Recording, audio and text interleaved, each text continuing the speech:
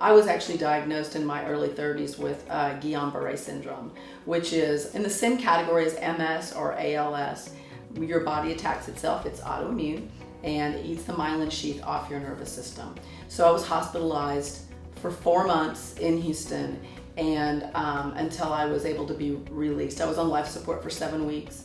My neurologist was amazing, and he himself said, my job is to keep you from going crazy, and basically if I can keep you alive, you're going to recover. It's going to be a really slow recovery. I was up for the challenge.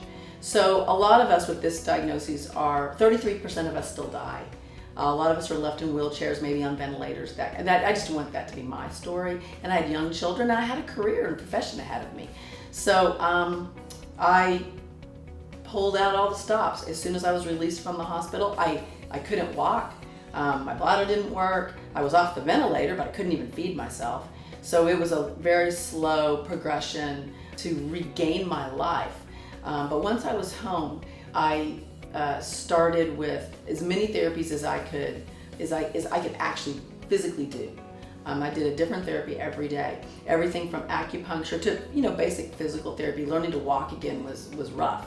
I got well, but I got well because my nutrition was spot on, and because I was able to have great digestion and elimination and get my energy back, build muscle. I did find at that time it was very difficult for me to rebuild all of that without a really good source of protein. I did add fish to my diet at that time.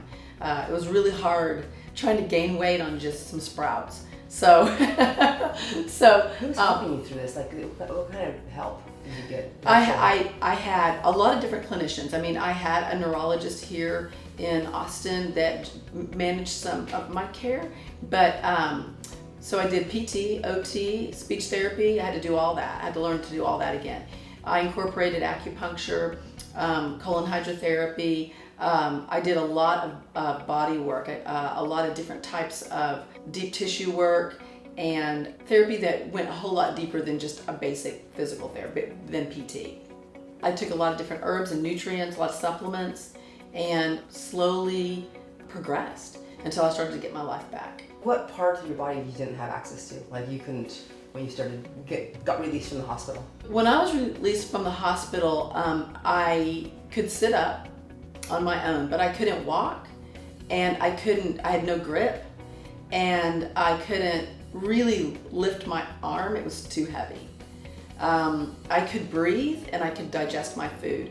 When I was initially diagnosed and actually I presented kind of out of the box, so I was misdiagnosed initially. But once they diagnosed me and got me to Houston, my body continued to kind of go downhill because what I had was an ascending paralysis. So it should start at your feet and sweep up your body. So I lost control of all my major muscle groups, my GI tract.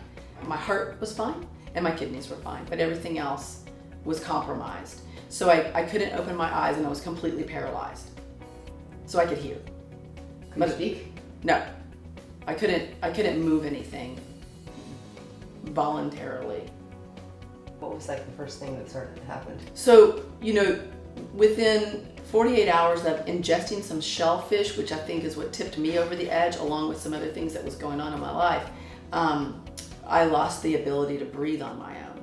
So I was intubated, and initially the hospital thought I had botulism poisoning.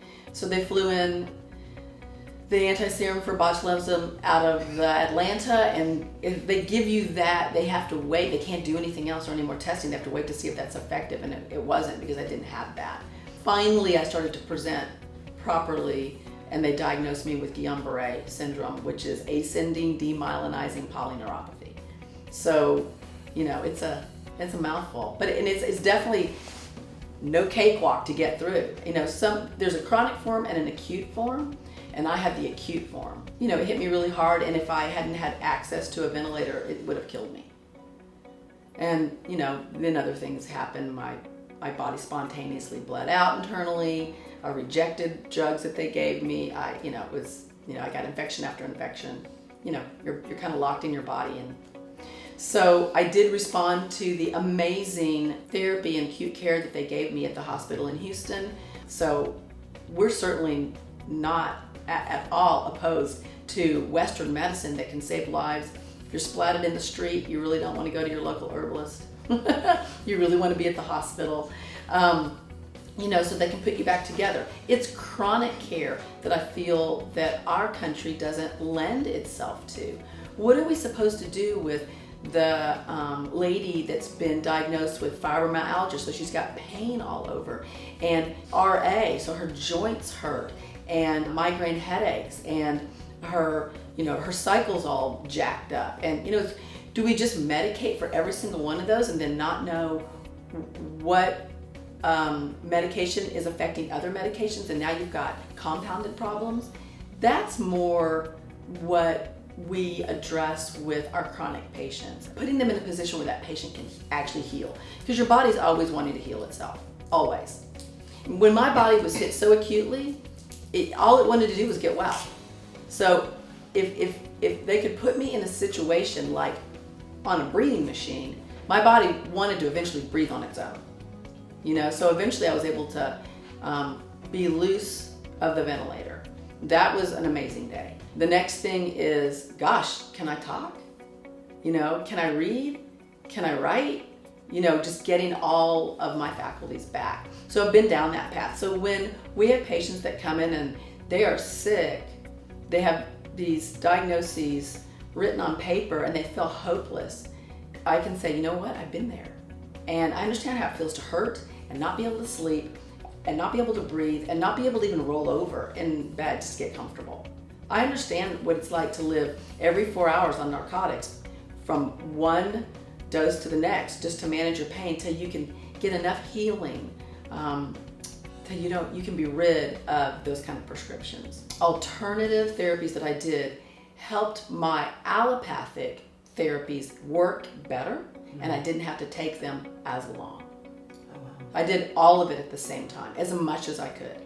If your story has been that you don't feel well and you're very frustrated and you've been from doctor to doctor, your blood work looks good, nobody can figure out that there's anything wrong with you, it's very frustrating. Maybe you hurt, maybe you don't sleep, maybe you just have fatigue all the time, but you just keep being told that there's nothing wrong with you. Maybe your doctor's just thrown some antidepressants at you or some pain relievers or maybe some sleep aids. We would love to partner with you at reaching your health goals. We have many options for you.